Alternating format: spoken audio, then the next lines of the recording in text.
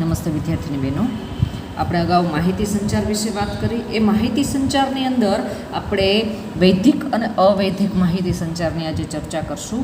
એટલે કે માહિતી સંચારના સ્વરૂપની દૃષ્ટિએ બે પ્રકાર પડે છે, વૈધિક એટલે કે ઔપચારિક અને અવૈધિક એટલે અનૌપચારિક.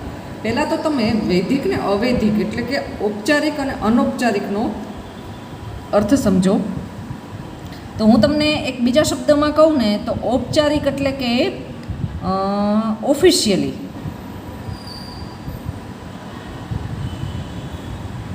અને અનૌપચારિક એટલે અનઓફિશિયલી. ઔપચારિક એટલે કે જેમાં તો કે નીતિ નિયમો દ્વારા તમારે આગળ વધવું પડે, એ સિવાય તમે કશું જ ન કરી શકો. અનૌપચારિક એટલે કે એમાં કોઈ નીતિ કે નિયમોને અનુસરવાની જરૂર નથી, તમે તમારી રીતે પણ આગળ વધી શકો છો. દાખલા તરીકે આપણે એક ઉદાહરણ જોઈએ તો ક્લાસમાં જે મંત્રણીની નિમણૂક કરીએ અને મંત્રણી છે એ ક્લાસ દેખરેખ શિસ્તનું કાર્ય કરે, તો એ એક ઔપચારિક વસ્તુ થઈ કે એને એક ઓફિશિયલી હોદ્દો મળ્યો છે ક્લાસમાં શિસ્ત જાળવવા માટે અને ધ્યાન રાખવા માટે. હવે અનૌપચારિક એટલે શું? તો કે સપોઝ કોઈ દિવસ એવું બની શકે કે ક્લાસમાં ટીચર ના હોય, પ્રોક્સી પીરિયડ હોય અને મંત્રણી પણ ગેરહાજર હોય, મંત્રણી પણ તે દિવસે એબસન્ટ હોય, તો કે ક્લાસમાંથી કોઈ સમજુ વિદ્યાર્થી હોય, એ ક્લાસમાં સતત અશિસ્ત અને ખૂબ જ અવાજ થતો હોય, તો કોઈ સમજુ વિદ્યાર્થી હોય એ પોતાની રીતે ક્લાસ હેન્ડલ કરે અને સૂચના આપે કે ભાઈ શાંતિ જાળવો અને પોતપોતાનું કામ કરો અને ક્લાસમાં શિસ્ત જાળવવામાં મદદ કરે, વ્યવસ્થામાં મદદ કરે, તો એ કાર્યને અનૌપચારિક કહેવાય કે એને કોઈ ઓફિશિયલી એ સોંપવામાં નથી આવ્યું, પણ એ એવું કહી શકાય કે માનવતાના ધોરણે એ કાર્ય કરે, તો એ શું થયું? અવૈધિક કે અનૌપચારિક. પણ તમને વિધિસર, વૈધિક એટલે વિધિસર રીતે એ કાર્યની સોંપણી કરવામાં આવી હોય, જવાબદારી સોંપી હોય, તો એ વૈધિક અથવા તો ઔપચારિક માહિતી સંચાર કહેવામાં આવશે. અવૈધિક એટલે વિધિસર નહીં પરંતુ લોકો પોતાની મનોસ્થિતિ અનુસાર, પોતાની માનસિકતા અનુસાર વર્તન કરે, એટલે કે પોતાની રીતે નિર્ણય લે, તો એને અવૈધિક કે અનૌપચારિક કહેવામાં આવે છે. હવે માહિતી, એને આપણે માહિતી સંચારની અંદર આ વસ્તુને જોવાની છે. માહિતી સંચાર એટલે માહિતી મોકલવી. એટલે હવે તમને હોદ્દો સોંપવામાં આવ્યો છે, કામ સોંપવામાં આવ્યું છે, જવાબદારી સોંપવામાં આવી છે અને તમે માહિતી સંચાર કરો છો, તો એ વૈધિક અને ઔપચારિક માહિતી સંચાર થયું. પણ તો કે તમે કોઈ માહિતી જાણો છો અને તમારી ઈચ્છા છે કે તમે તમારાથી નીચેના કર્મચારીને એ માહિતી આપો સ્વેચ્છાએ, ફરજિયાત નહીં, સ્વેચ્છાએ, તો એને શું કહેવામાં આવશે? અવૈધિક કે અનૌપચારિક માહિતી સંચાર કહેવામાં આવે છે. વૈધિકમાં ફરજિયાતપણું થઈ જાય, અવૈધિકમાં સ્વેચ્છા લાગુ પડે છે, એમાં ફરજિયાતપણું હોતું નથી. હવે વૈધિક માહિતી સંચાર વિશે પહેલાં આપણે જોઈએ તો જે માહિતી સંચાર ધંધાના ઉદ્દેશ સિદ્ધ કરવા માટે વ્યવસ્થા તંત્રના નીતિ નિયમ ઉપર આધારિત હોય, આવ્યું? નીતિ નિયમ ઉપર આધારિત હોય તો તેને વૈધિક કે ઔપચારિક માહિતી સંચાર કહેવામાં આવે છે. આ માહિતી સંચારની વ્યવસ્થામાં ઉપરી અને તેના કર્મચારીઓ સીધી રીતે સંકળાયેલા હોય છે, એટલે કે એની ઉપરી અધિકારીને જવાબદાર હોય છે, બરાબર? હવે આ માહિતી સંચાર છે એ મોસ્ટ ઓફ કેવો હશે? તો કે લેખિત સ્વરૂપે જ હશે. શા માટે? તો કે આ બધી ઓફિશિયલ વસ્તુ છે, આમાં કોઈ મૌખિક વાત હશે નહીં. જે માહિતી મોકલવામાં આવશે એ લખી અને સહી સિક્કા સાથે મોકલવામાં આવશે. માહિતી સંચાર ઔપચારિક કે વૈધિક માહિતી સંચાર સમજવામાં સ્પષ્ટ અને સરળ છે. શા માટે? તો કે જે માહિતી હશે એ આપણી સામે લખેલી હશે, એટલે આપણે વાંચી શકશું અને એને સમજી શકશું. માહિતી કોણ મોકલશે, કોને મોકલશે, એ બધું અગાઉથી નક્કી હશે. એમ અટકળે નહીં કે જેને ઠીક લાગે એ મોકલી દઈએ અને જેને ઠીક લાગે એને મોકલી દઈએ, એમ નહીં. બધું ફિક્સ હશે કે આ વ્યક્તિ છે એ આ વ્યક્તિને માહિતી આપશે, અને માહિતી એ પાછી કયા સ્વરૂપમાં હશે એ પણ બધું નિશ્ચિત, એટલે કે પ્રી પ્લાન હશે, બરાબર? એક આયોજનપૂર્વક માહિતી મોકલવામાં આવે તો એને વૈધિક કે ઔપચારિક માહિતી સંચાર કહેવામાં આવે છે.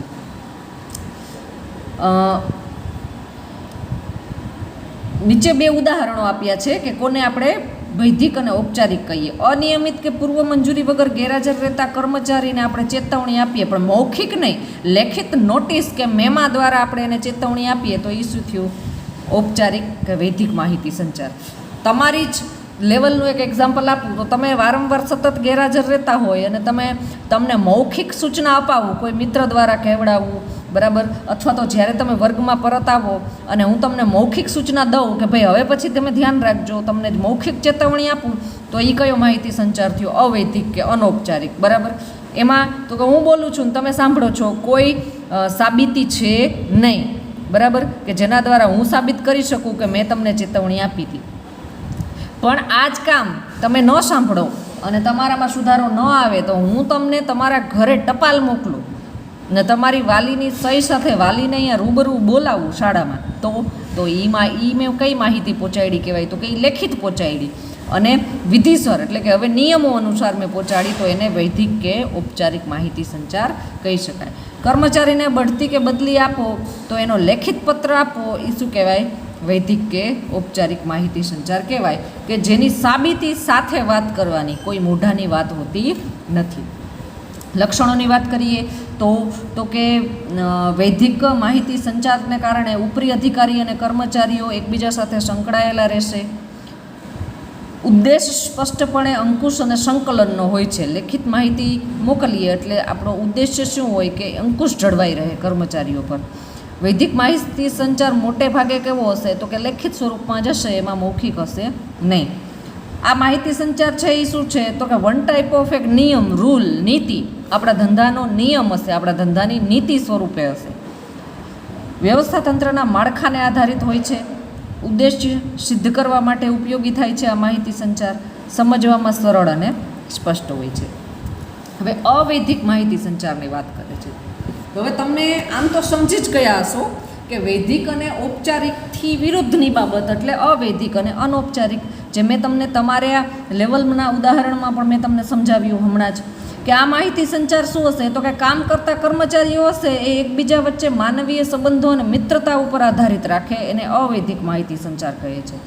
બીજું એક સરળ ઉદાહરણ આપું, બરાબર. ક્લાસની અંદર જ્યારે નામાનો પિરિયડ ચાલુ હોય, હું ઊભી હોઉં અને હું તમને ભણાવું છું, તો મેં પણ માહિતીનો સંચાર જ કર્યો કહેવાય. પણ હું જે માહિતીનો સંચાર કરું છું એ કેવી માહિતી કહેવાય? તો કે વૈધિક કહેવાય. શા માટે? તો કે મને એના માટે કાયદેસરની નિમણૂક આપવામાં આવી છે શિક્ષક તરીકેની, અને ઓફિશિયલી મને જવાબદારી સોંપવામાં આવી છે, એટલે હું એ જવાબદારી નિભાવવા માટે હું માહિતી સંચાર કરું છું તમારી સામે. પણ માની લ્યો તમને કોઈ મુદ્દો ન સમજાણો હોય, પિરિયડ પૂરો થઈ ગયો, તમે તમારી બેનપણી પાસેથી સમજો, તો એને કોઈ ઓફિશિયલી જવાબદારી નથી આપવી કે તમારે આ બાળકોને આ સમજાવવાનું છે, કે જવાબદારી પૂર્ણ જ કરવાની છે. એટલે એ કઈ થઈ? અવૈધિક કે અનૌપચારિક માહિતી સંચાર થઈ. એ પણ તમને માહિતી જ આપે છે, તમારી મિત્ર, પણ એ મિત્ર માહિતી આપે છે એ અનૌપચારિક થાય, પણ તમને શિક્ષક માહિતી આપે છે એ શું થયું? ઔપચારિક અથવા તો વૈધિક. હવે આ અનૌપચારિક માહિતી સંચારની વાત કરીએ તો એ ખૂબ જ પરિવર્તનશીલ અને સરળ છે. શા માટે? તો કે એ મૌખિક છે મોસ્ટલી.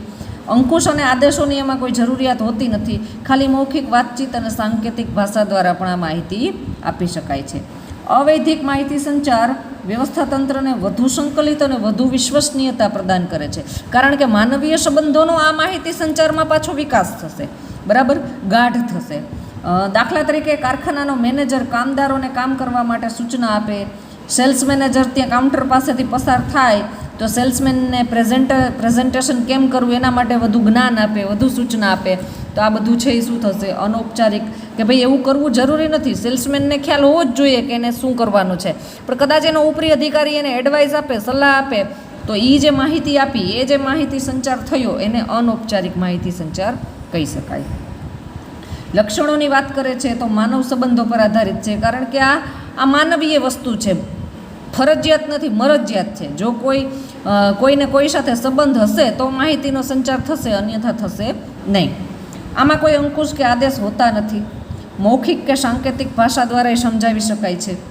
માનવીય સંબંધ કે મિત્રતા પર આધારિત છે. પરિવર્તનશીલ અને સરળ છે. આમાં કોઈ વિધિને મહત્ત્વ નથી, એટલે આમાં કોઈ નિયમ નથી, પદ્ધતિ નથી કે આ સ્ટેપ બાય સ્ટેપ જ જવું પડશે.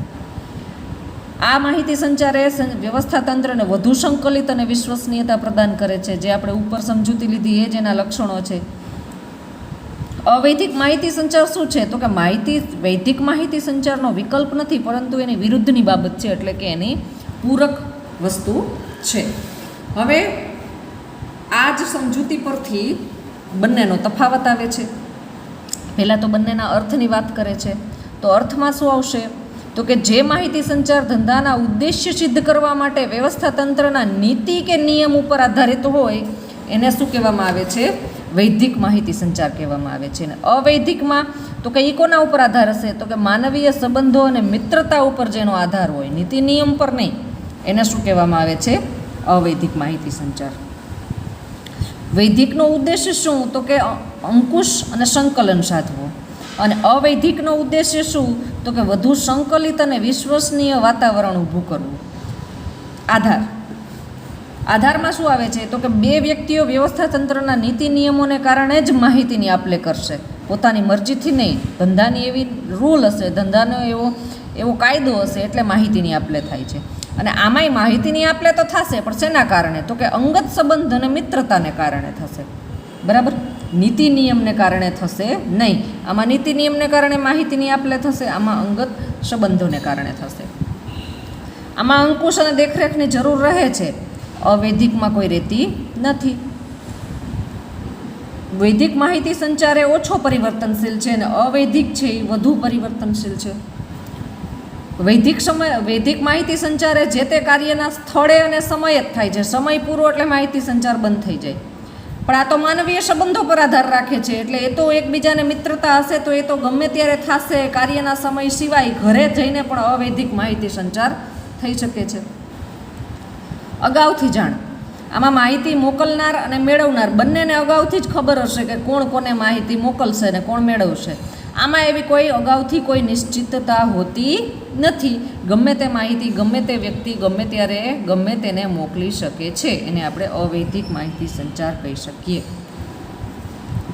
હવે આવે છે અસરકારક માહિતી સંચારમાં કયા કયા બેરિયર્સ હોય, એટલે કે અવરોધો કયા ઊભા થાય, એટલે કે ક્યારેય યોગ્ય રીતે માહિતી પહોંચતી નથી સામેના પક્ષકારને. એવા કારણો કયા? તો કે જો સ્પષ્ટ આયોજનનો અભાવ હોય, એટલે કે માહિતી મોકલતા પહેલાં કઈ માહિતી કયા ક્રમમાં કોને મોકલવાનું છે તે આયોજન કરવામાં ન આવે તો કે માહિતી આપનાર અયોગ્ય, અસ્પષ્ટ ને અધૂરી માહિતી આપે છે, એટલે યોગ્ય રીતે માહિતી સંચાર થતો નથી. સ્પષ્ટ આયોજનનો અભાવ. ભાષાંતરની ભૂલ થાય, એટલે કે મધ્ય સપાટીએ કાર્ય કરતી વ્યક્તિઓ ઉપરી અધિકારીઓ પાસેથી સંદેશ મેળવે. આ સંદેશ માતૃભાષામાં ન પણ હોય એવું બને. આપણે ગુજરાતી જાણીએ છીએ, આપણા અધિકારી આપણે ઇંગ્લિશમાં સૂચના આપે, તો હવે આપણે એ માહિતીનું અર્થઘટન કરીએ, પણ આપણે જ માહિતીનું અર્થઘટન યોગ્ય ન કરીએ તો આપણે નીચેની સપાટીને જે માહિતી મોકલશું એ પણ કેવી રહેશે? ભૂલ ભરેલી રહેશે. એટલે ભાષાંતરની ભૂલ થઈ શકે છે. અસ્પષ્ટ સંદેશાઓ. હવે માહિતી સંચારના વિવિધ માધ્યમમાં ઘણી વખત મહત્ત્વની બાબતો અસ્પષ્ટ રીતે દર્શાવેલી હોય છે. શબ્દોની કે વાક્યોની અયોગ્ય ગોઠવણ હોય છે. ઘણીવાર તમે પણ બુકમાં કોઈ વસ્તુ સમજવા બેસો તો હોય છે શૈલી, પણ શબ્દો એ રીતે ગૂંચવાયેલા હોય છે કે તમે એને સમજી શકતા નથી. એટલે કે સંદેશાઓમાં એકસૂત્રતા હોતી નથી, પરિણામે માહિતી મેળવનારને સ્પષ્ટ અર્થ મળતો નથી. એટલે અસ્પષ્ટ સંદેશાઓ હોય. અસ્પષ્ટ અનુમાનો. ઘણા સંદેશાઓ અનુમાનો અને પૂર્વધારણા ઉપર રહેલા હોય છે. એ પણ જો સ્પષ્ટ કર્યા વગરના હોય તો યોગ્ય ફાયદો મળતો નથી. યોગ્ય સમયનો અભાવ.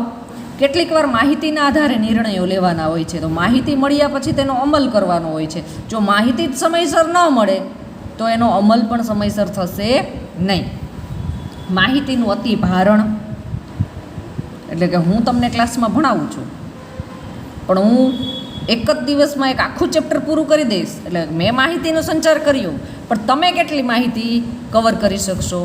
તો કે એમાંથી તમે તમારી કેપેસિટી જેટલી કવર કરી શકશો, બાકી બધી તમને સમજાશે નહીં.